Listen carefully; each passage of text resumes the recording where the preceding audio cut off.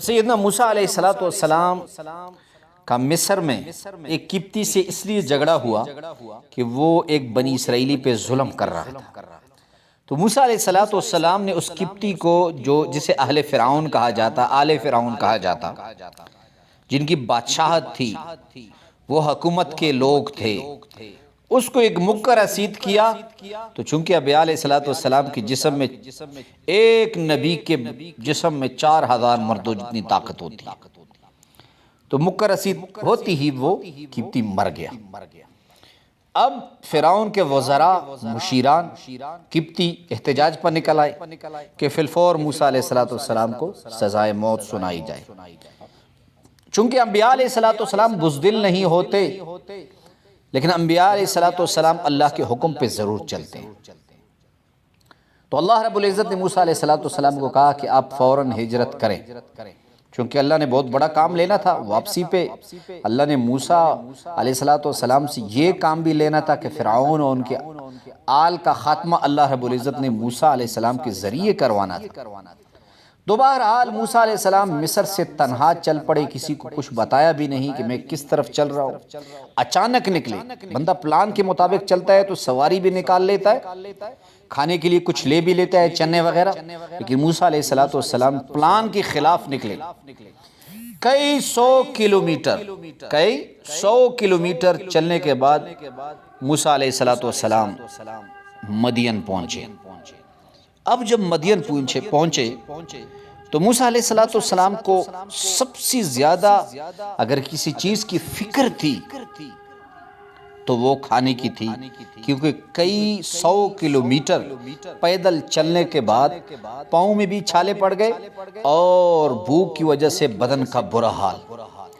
اب دیکھیں، انبیاء کا اللہ سے براہ راست رابطہ ہوتا ہے، براہ راست، کچھ کہنے کی ضرورت نہیں ہوتی، لیکن یہاں اللہ رب العزت نے موسیٰ علیہ السلام کے دل میں ایک دعا ڈال دی، اور وہ دعا موسیٰ علیہ السلام کی زبان پہ جاری کر دی۔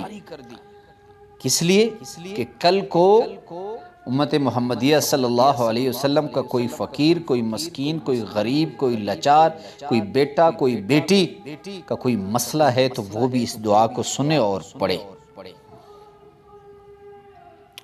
تو موسیٰ علیہ السلام نے کہا رب انی لما انزلت الی من خیر فقیر، اے ربا تو مجھے کیوں کچھ نہیں دیتا، مجھ پر کیوں کچھ نازل نہیں فرماتا تاکہ میں کچھ کھا سکوں۔ ربی انی لما انزلت الی من خیر فقیر، میں تو فقیر ہوں، کچھ بھی نہیں میرے پاس۔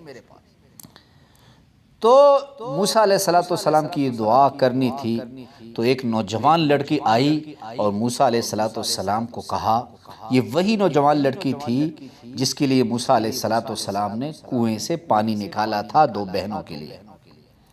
تو وہی لڑکی موسیٰ علیہ السلام کے پاس آئی تو موسیٰ علیہ السلام آگے ہوئی اور لڑکی کو پیچھے کیا۔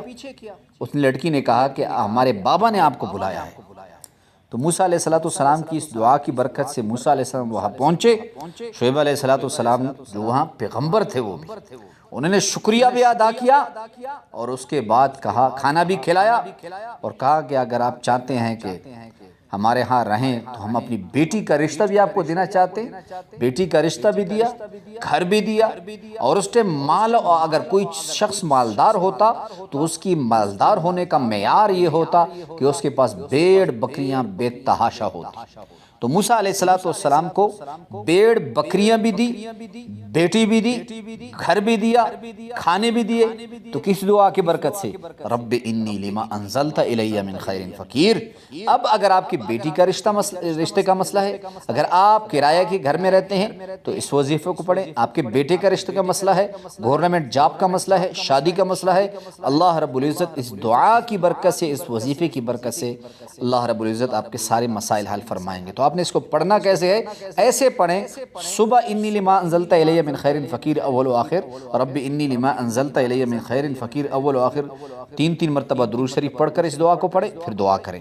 پھر شام کے بعد کسی بھی وقت آپ اول و آخر درود شریف پڑھ کر 33 مرتبہ اس دعا کو پڑھیں، اللہ رب العزت آپ کے سارے مسائل حل فرما دیں گے۔